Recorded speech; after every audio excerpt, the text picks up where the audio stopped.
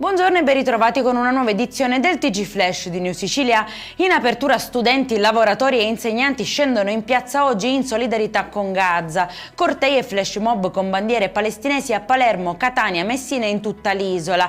Trasporti, scuole e servizi a rischio disagi.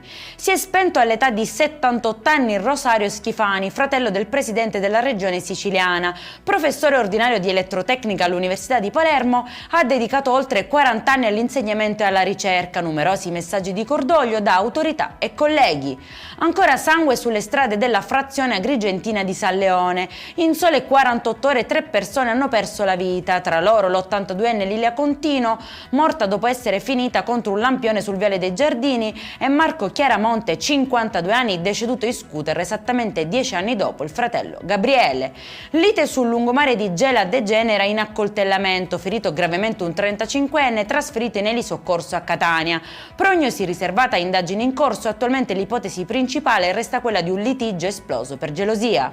È in chiusura follia in casa a Catania, è arrestato un trentenne ubriaco che ha sfregiato la suocera con frammenti di specchio rotto, urlando "oggi qualcuno muore". La moglie incinta ha tentato di fermarlo tenendo in braccio il figlioletto, ma l'uomo non ha placato la sua ira, scatenando il terrore tra le mura domestiche. Per questa edizione è tutto, prossimo appuntamento alle 19:30. Buona giornata.